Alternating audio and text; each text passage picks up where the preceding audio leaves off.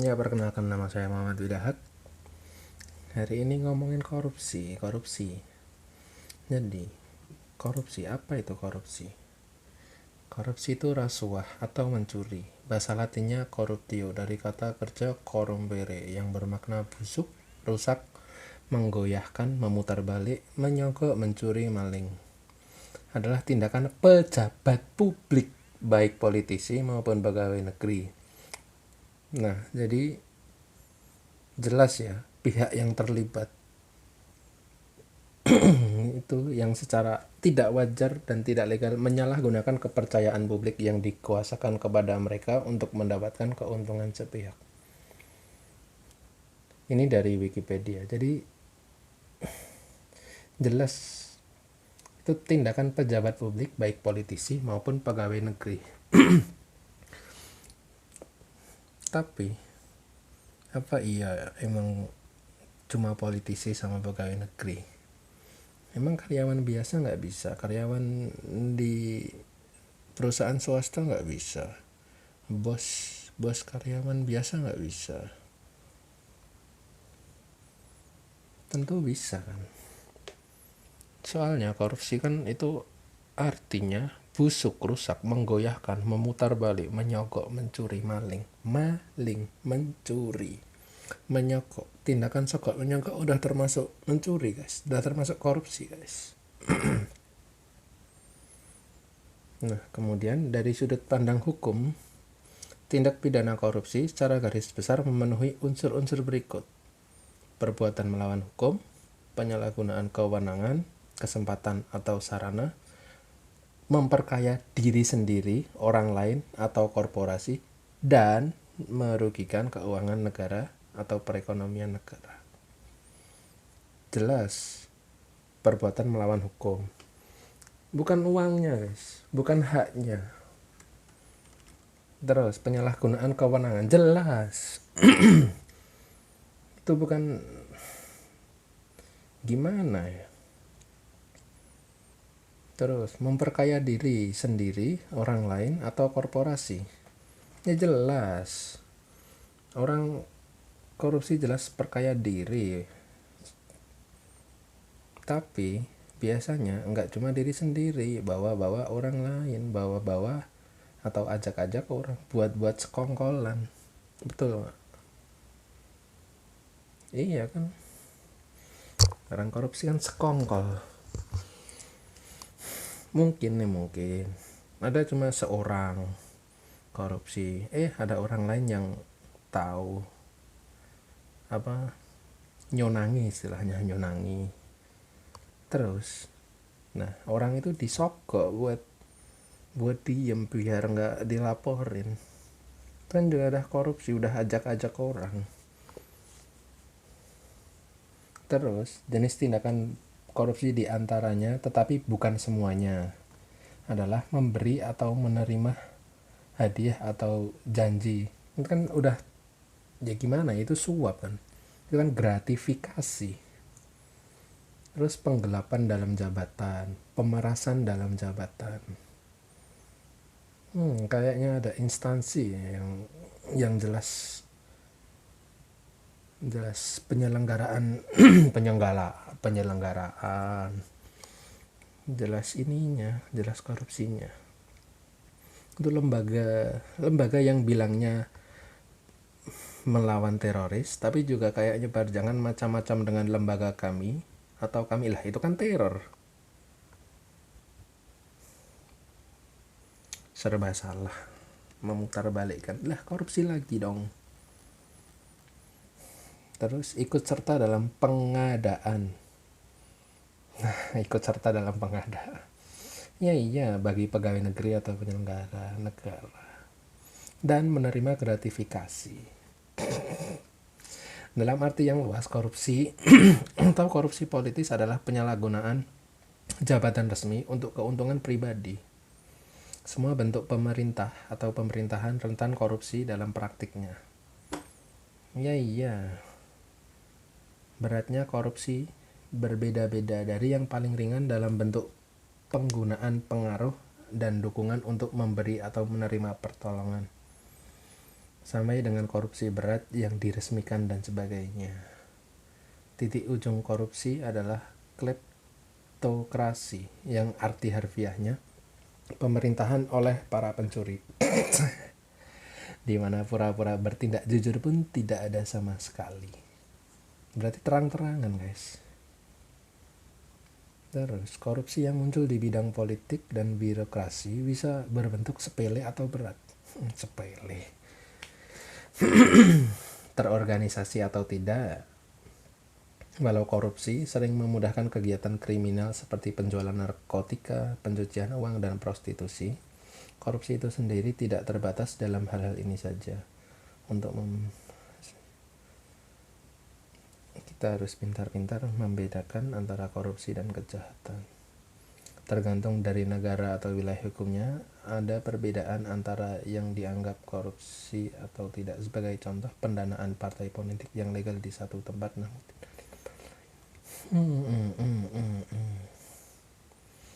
Nah, itu tadi penjelasan korupsi. Terus, untuk kondisi yang mendukung korupsi itu seperti apa, guys? Nah, di Wikipedia sendiri juga ditulis seperti ini: di konsentrasi kekuasaan di pengambilan keputusan yang tidak bertanggung jawab langsung kepada rakyat. Ini di Wikipedia ya. Seperti yang sering terlihat di rezim-rezim yang bukan demokratik. Berarti rezim-rezim seperti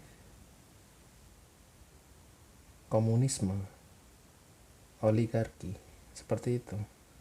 Ya iyalah, komunisme yang paham uang, yang pegang uang cuma beberapa orang. Oligarki juga yang bisa ngurus uang, ngurus itu juga cuma beberapa orang. Kemudian kurangnya transparansi di pengambilan keputusan pemerintah. Ya iya, kalau ada transparansi, pengambilan keputusan bakal lebih lama. Malah kalau transparansi kan malah bikin jelas tujuannya apa, ininya apa. Tapi itu kurangnya transparansi. Kemudian kampanye-kampanye politik yang mahal dengan pengeluaran lebih besar dari pendanaan politik yang normal. Ya iya, orang masuk politik tuh mahal. Makanya banyak orang yang masuk politik terus nggak jadi orang diambilnya itu, orangnya stres. Makanya banyak rumah sakit jiwa yang pasiennya naik ya gitu habis masa-masa pemilu. Betul nggak? Ya iya, mereka udah ngeluarin uang banyak-banyak, ternyata nggak jadi, stres. Tapi ya gimana, misal kalau ngeluarin uang banyak-banyak terus jadi, nah terus dia mau ambil uang buat balik modal, nah si anjir. Kemudian proyek yang melibatkan uang rakyat dalam jumlah besar, melibatkan uang rakyat dalam jumlah besar, kondisi yang mendukung munculnya korupsi. Iya iyalah, uang besar. Jadi kalau uang besar kan kesannya kayak ambillah 100 juta 200 juta, nggak kerasa. Ya kerasa. Kemudian lingkungan tertutup yang mementingkan diri sendiri dan jaringan teman lama. Lingkungan tertutup yang mementingkan diri sendiri dan jaringan teman lama. Ini ada nih presiden yang kayak gini nih. Kemudian lemahnya ketertiban hukum. Lemahnya profesi hukum.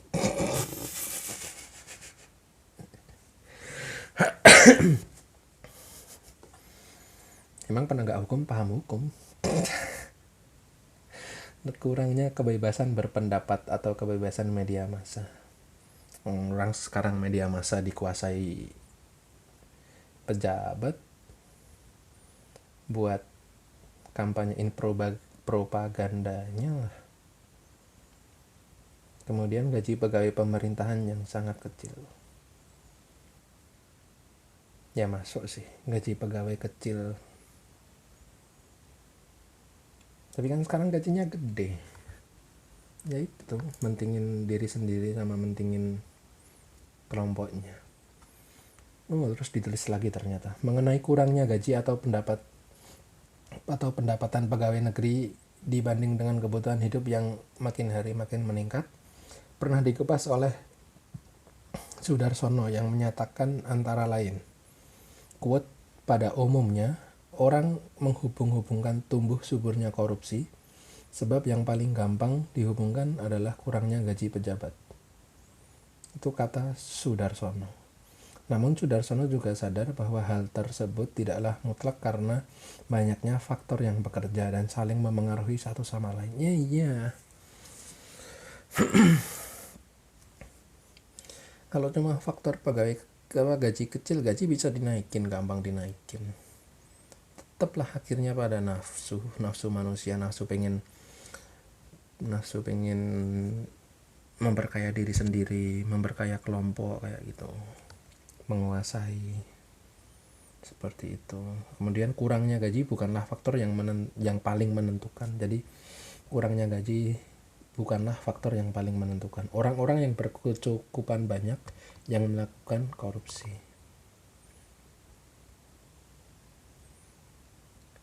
Berkecukupan banyak jadi bisa sih. Namun kurangnya gaji dan pendapatan pegawai negeri memang faktor yang paling menonjol dalam arti merata dan meluasnya korupsi di Indonesia.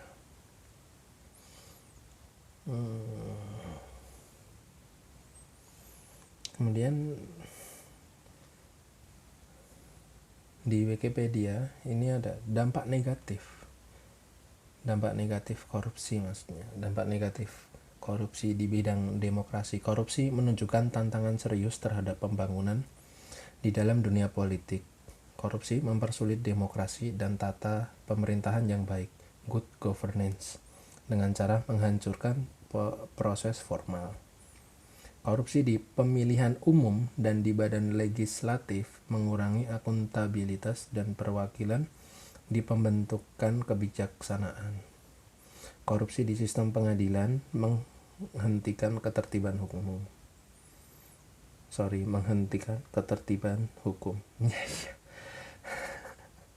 Dan korupsi di pemerintahan publik menghasilkan ketidakseimbangan dalam pelayanan masyarakat.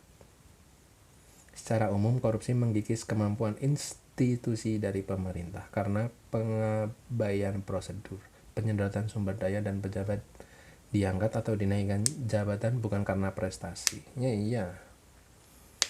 Pada saat yang bersamaan, korupsi mempersulit legitimasi pemerintahan dan nilai demokrasi seperti kepercayaan dan toleransi.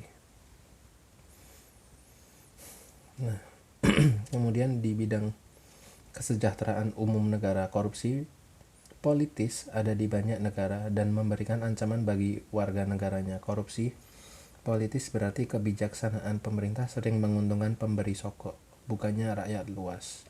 Satu contoh lagi adalah bagaimana politikus membuat peraturan yang melindungi perusahaan besar, tetapi merugikan perusahaan-perusahaan kecil. Politikus pro bisnis ini hanya mengembalikan pertolongan kepada perusahaan besar yang memberikan sumbangan besar kepada kampanye pemilu mereka. Ini jelas kelihatan. Nah, di bidang ekonomi ini yang paling panjang nih. Ya iyalah, korupsi kan dampaknya di ekonomi juga, nggak cuma di demokrasi dan di kesejahteraan umum. Korupsi mempersulit pembangunan ekonomi dengan membuat distorsi dan ketidakefisienan yang tinggi. Dalam sektor private, korupsi meningkatkan ongkos niaga karena kerugian dari pembayaran ilegal. Ongkos manajemen dalam negosiasi dengan pejabat korup, dan resiko pembatalan perjanjian atau karena penyelidikan. Mulai dari mana ini? Korupsi meningkatkan ongkos niaga karena kerugian dari pembayaran. Ya iya lah, orang dikorup uangnya hilang, uangnya buat diri sendiri. Kemudian ongkos manajemen dalam negosiasi dengan pejabat korup. Ya iya, nggak ada uangnya pejabatnya nggak gerak.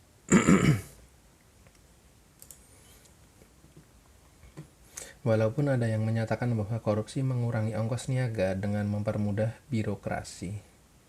Itu tadi Soko tadi, ya, yang mengurangi ongkos niaga. Ya iya, ongkosnya turun tapi bayarnya tetap, tapi uangnya masuk ke dompet orang bukan dompet negara. Walaupun ada yang menyatakan bahwa korupsi mengurangi ongkos dengan mempermudah birokrasi, konsensus yang baru muncul berkesimpulan bahwa ketersediaan sogokan menyebabkan pejabat untuk membuat aturan-aturan baru dan hambatan baru. Itu tadi, ada perusahaan yang nakal itu, ada perusahaan yang misal sulit atau mau ngurus apa ribet, ya udah, kemudian sogok ke orang-orangnya biar dipermudah, misal izinnya seperti itu. Kemudian di mana korupsi menyebabkan inflasi ongkos niaga, korupsi juga mengacaukan lapangan perniagaan. Ya iya, perusahaan yang memiliki koneksi dilindungi dari persaingan sebagai hasilnya mempertahankan perusahaan-perusahaan yang tidak efisien. Korupsi menimbulkan distorsi atau kekacauan di dalam sektor publik dengan mengalihkan investasi publik ke proyek-proyek masyarakat yang mana sogokan dan upah tersedia lebih banyak. Pejabat mungkin menambah kompleksitas proyek masyarakat untuk menyembunyikan praktik korupsi. Nah tuh guys, menambah kompleksitas proyek masyarakat untuk menyembunyikan praktik korupsi yang akhirnya menghasilkan lebih banyak kekacauan. Korupsi juga mengurangi pemenuhan syarat-syarat keamanan bangunan, lingkungan hidup, dan atau aturan-aturan lain. Korupsi juga mengurangi kualitas pelayanan pemerintahan dan infrastruktur dan menambah tekanan-tekanan terhadap ambaran pemerintah. Ya iya, sekalinya korupsi itu bakal, sekalinya misal proyek di sini korupsi, jelas proyek-proyek selanjutnya korupsi terus, dinaikin terus angka-angkanya biar mereka ngambilnya juga bisa makin banyak. Para pakar ekonomi memberikan pendapat bahwa salah satu faktor keterbelakangan pembangunan ekonomi di Afrika dan di Asia, terutama di Afrika, adalah korupsi yang berbentuk penagihan sewa yang menyebabkan pindahan penanaman modal ke luar negeri, bukannya diinvestasikan ke dalam negeri. Maka ada ejekan yang sering benar bahwa ada diktator Afrika yang memiliki rekening bank di Swiss. Parah bener. Berbeda sekali dengan diktator Asia seperti ini di Wikipedia ya, seperti Soeharto yang sering mengambil satu potongan dari semuanya alias meminta sogok, tetapi lebih memberikan kondisi untuk pembangunan melalui investasi infrastruktur, ketertiban hukum, dan lain-lain. Pakar dari Universitas Massachusetts memperkirakan dari tahun 1970 sampai 1996, berapa tahun tuh? 96 kurangi 76, 972, 26 tahun. Pelarian 26 tahun guys. Pelarian modal dari 30 negara sub-Sahara berjumlah 187 triliun US dollar, melebihi dari jumlah utang luar negeri mereka sendiri. Hasilnya dalam artian pembangunan atau kurangnya pembangunan telah dibuatkan modelnya dalam suatu teori ekonomis oleh ekonomis Mansur Olson. Dalam kasus Afrika, salah satu faktornya adalah ketidakstabilan politik dan juga kenyataan bahwa pemerintahan baru sering menyegel aset-aset pemerintahan lama yang sering didapat dari korupsi. Ini memberi dorongan bagi para pejabat untuk menuntut kekayaan mereka di luar negeri di luar jangkauan dari ekspropriasi pada masa depan. Kemudian bentuk-bentuk penyalahgunaannya. Korupsi mencakup penyalahgunaan pejabat seperti penggelapan dan nepotisme, dan juga penyalahgunaan yang menghubungkan sektor swasta dan pemerintahan seperti penyogokan, pemerasan, campur tangan, dan penipuan. Nah, lanjut. Tuduhan korupsi sebagai alat politik sering terjadi di mana politisi mencari cara untuk mencoreng lawan mereka dengan tuduhan korupsi. Jadi yaitu banyak pejabat yang bilang saya dizolimi. Entah benar atau enggak. Tapi kalau buktinya ada ya berarti kan fakta, enggak dizolimi. Ya mungkin mereka merasa dizolimi karena mereka nggak tahu apa-apa, terus tiba-tiba dapat uang buat mempermudah. Lah, harusnya kan tahu kalau itu jelas uangnya proyek. Terus mengukur korupsi dalam artian statistik untuk membandingkan beberapa negara secara alami adalah tidak sederhana karena para pelakunya pada umumnya ingin bersembunyi. Ya iya.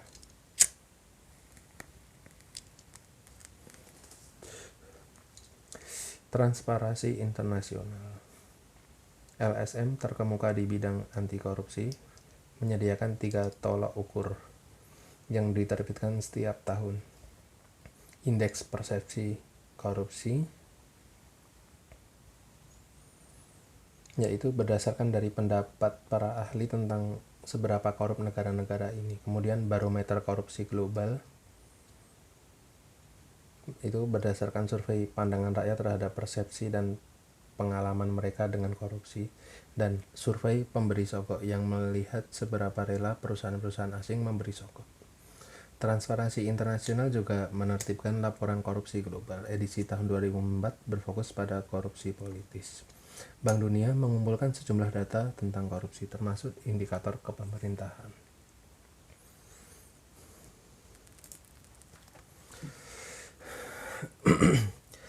Terus lanjut ke kasus korupsi terbesar di Indonesia.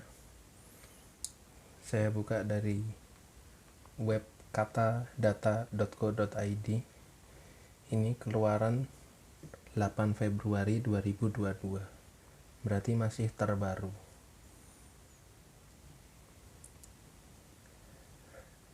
Ada kasus PT Asabri. Kasus yang dilakukan oleh PT Asabri. Asabri itu PT Asuransi Sosial Angkatan Bersenjata Republik Indonesia. Menjadi yang terbesar di Indonesia. Mengutip rri.co.id, jumlah kerugian kasus dugaan pengelolaan dana investasi periode 2019 sampai 2019 PT Asabri mencapai 23,74 triliun. Itu kalau dibeliin permen dapat banyak buat renang.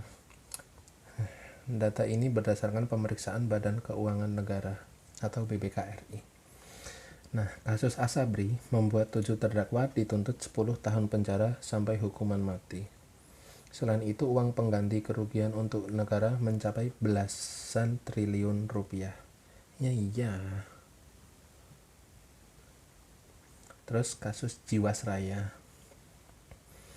Kasus PT Asuransi Jiwasraya mencapai 13,7 triliun rupiah. Jiwasraya menjadi sorotan setelah gagal bayar polis kepada nasabah sebesar 12,4 triliun rupiah. Produk asuransi jiwa dan investasi ini merupakan hasil kerjasama dengan beberapa bank, berperan sebagai agen penjual. Tahun 2019, Kejaksaan Agung menetapkan 5 orang sebagai tersangka. Masa cuma 5? Atau emang 5 orang ini beneran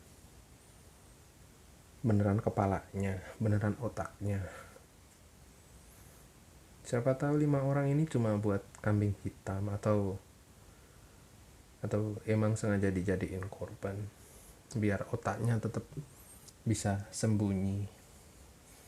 Terus ada kasus Bank Senturi. Kasus Bank Senturi ramai di tahun 2014. Badan Pemeriksa Keuangan atau BPK melaporkan kerugian negara mencapai 6,76 triliun berdasarkan laporan hasil perhitungan atau LHP. Selain itu, kerugian negara yang lain mencapai 689 miliar untuk pemberian fasilitas pendanaan jangka pendek FPJP ke Bank Senturi. Terus ada Pelindo.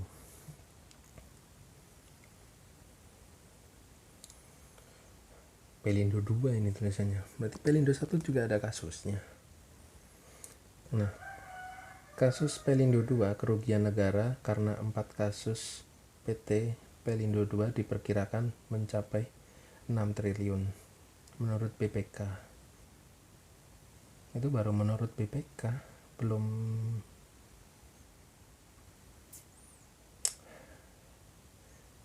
(6T) baru menurut BPK. Ya siapa tahu aslinya lebih. Betul nggak? 6 triliun yang dilaporkan. Siapa tahu nggak dilaporkan buat menjaga ketertiban umum. Bisa aja kan. Nah, kasus dugaan korupsi ini antara lain pembangunan pelabuhan New Kali Baru, kemudian pengelolaan terminal peti kemas, Global Bond Pelindo 2, dan kontrak Jakarta International Container Terminal.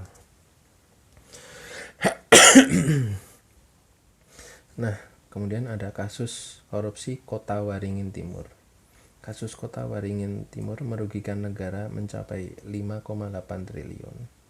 Kerugian negara dihitung dari kegiatan pertambangan, kerugian hutan, kerusakan lingkungan, dan eksplorasi pertambangan bauksit.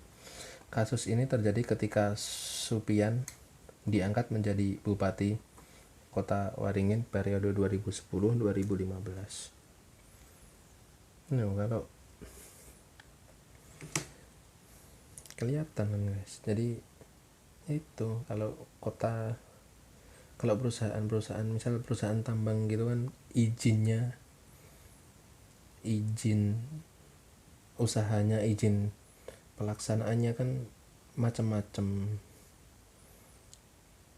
Tapi ya gimana ya, orang tambangan ngerusak ya nggak, kalau nggak dibenahi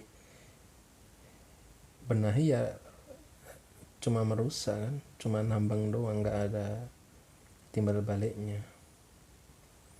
Itu terus makanya mereka korupsinya menyogok kayak gitu kan, menyogok biar izinnya lancar, izinnya gampang kayak gitu.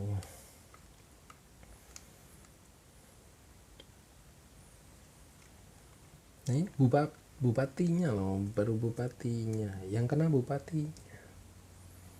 Emang bawah atasnya nggak kena, emang gubernurnya nggak dapet, emang ini baru sampai bupatinya. Kemudian kasus BLBI. BPK menemukan kerugian negara terhadap kasus surat keterangan lunas bantuan likuiditas Bank Indonesia atau SKL BLBI sebesar 4,5 triliun rupiah. Ini kasus-kasus korupsi kok jumlahnya T ini. Emang negara kita kaya? Kalau negara kita kaya, kenapa kemarin ada yang minta uang buat bikin ibu kota baru ya? Jumlah perhitungan kerugian negara lebih besar jika dibanding perkiraan KPK sebesar 3,7. KPK memperkirakan kerugian negara 3,7, tapi BPK ngelaporinya 4,58 triliun. Ya elah. Nah, sekarang KPK juga gimana ya? Kemudian kasus korupsi KTP elektronik atau EKTP merugikan negara senilai 2,3 triliun dari total proyek 5,9 triliun. Lah, hampir setengahnya sendiri dikorupsi ya. Kasus korupsi EKTP terjadi tahun 2011 dan 2012. KPK menetapkan beberapa orang tersangka korupsi dari pejabat Kemendagri dan petinggi DPR seperti Sugiharto, Irman, Andi Narogong, Markus Nari, dan Anang Sugiana. Ya mungkin daripada tambah emosi, mungkin itu dulu ya teman-teman, saudara-saudara. Saya Muhammad Fidahat.